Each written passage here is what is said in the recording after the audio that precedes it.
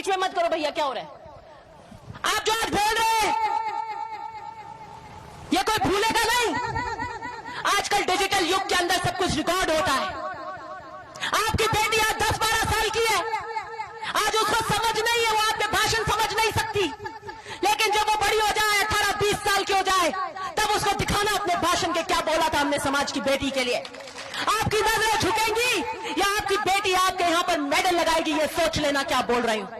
ये मैं आज आखिरी बार बोल रही हूं, हनुमान बेनीवाल को चुनौती देती हूं कि अनर्गल बातें छोड़िए, आप गंदी बातें छोड़िए, बहन बेटियों पर इस लम्स्टर का प्रहार छोड़िए, मुद्दों पर बहस करिए। मैं आऊंगी आपसे मुद्दों पर बहस करने। एक बार भी मुझे किसी मुद्दे पर ललकारा हो तो बताइए, एक बार भी।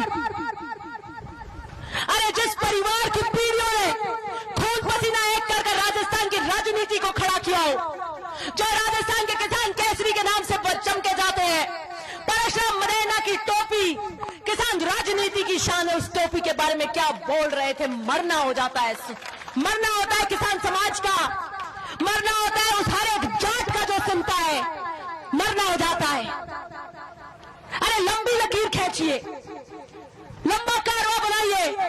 मुझे बताइए आप अपने 5-7 साल के करियर के अंदर आपने क्या काम किए। सीलिंग एक्ट लेकर आकर सारी जमीनें किसानों के नाम कराई परशुराम मदेना ने। अकाल जब पड़ गया था तब सुचारू रूप से आपके लिए काम किया, पानी की ड्रिंकिंग वाटर की पानी की समस्या का सुधार किया, ये नाम था परशुराम मदेना का। परशुराम मदेना राजस्थान की राजनीति की वो शख्सियत है जिसको सोने को काट नहीं लगती। हनुमान बेनीवाल की ओछी बयानबाजी परशुराम मदेना के कद में कभी कोई काम नहीं कर सकती। मेरी चुनौती है ना सिर्फ हनुमान बेनीवाल को, मेरी चुनौती है हर एक व्यक्ति को जो किसान राजनीति में मुझे काटना चाहता है, जो आपको काटना चाहता है, जो आपको मारना चाहता है। मेरी चुनौती है कांग्रेस की बी गैंग को। जी न्यूज की न्यूज देख लेना, जो बड़ा ताव देते हैं, भामाशाह के नाम से आते हैं, वो भोपालगढ़ के नेता जो मेरी गाड़ी पर अब एक चुनाव हमारे लिए और लड़ लो, उन्होंने कहा मैं मेरी बात से नहीं मुकर सकता। एक बात जो मेरे जीवन में कह दी उसे वादा खिलाफी नहीं होती, कथनी और करनी में फर्क नहीं आता। मैं राजनीति का मैंने अनाउंस कर दिया था मेरा आखिरी चुनाव, और मेरे पिता जब 2003 का चुनाव लड़ रहे थे तो वो नहीं आए थे, भोपालगढ़ में प्रचार करने नहीं आए थे,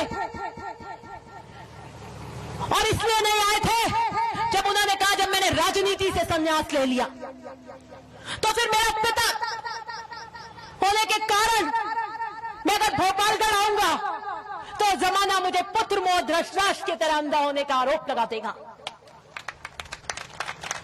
और मैं अगर भोपालगढ़ में आऊंगा तो मुझे बाकी लोगों के लिए भी प्रचार करना पड़ेगा, क्योंकि मैं बेटे के लिए तो नहीं, दूसरों के लिए फिर भी करने की सोच सकता, लेकिन मेरे बात में फर्क आ जाएगा। जब मैंने राजनीति से संन्यास ले लिया तो मैं किसी के लिए प्रचार नहीं करूंगा, मैं कोई राजनीतिक मंच पे नहीं जाऊंगा। और वो भोपालगढ़ का चुनाव जब बनवाना भोपालगढ़ में आता था, आपकी ये पूरी पट्टी डामरा आप सब भोपालगढ़ में आते थे, बावड़ी आपको भोपालगढ़ में आता था, 2 कैंप लगते थे। मैं छोटी थी जब मोटर यहाँ पर एम्बेसडर में आके बड़े खाती थी, दोनों कैंपों में जाती थी, मुझे पता है। तो ये सारी जो समीकरण है ना, मुझे पता है। 30 साल तक बावड़ी की मांग थी अलग पंचायत समिति की, कितने लंबे समय तक थी, 30 साल से भी ऊपर, और 2008 के अंदर मेरे पिता ने बावड़ी की वो मांग पूरी करी और बावड़ी के अंदर एक नई धुरी को स्थापित किया। वो मत बताएं मेरे को कि किसान राजनीति कैसे होती है। भोपालगढ़ के अंदर सुरपुरा गांव है, हरजी आज हमारे बीच में नहीं है, आप सब जानते होंगे सुरपुरा से हरजी को।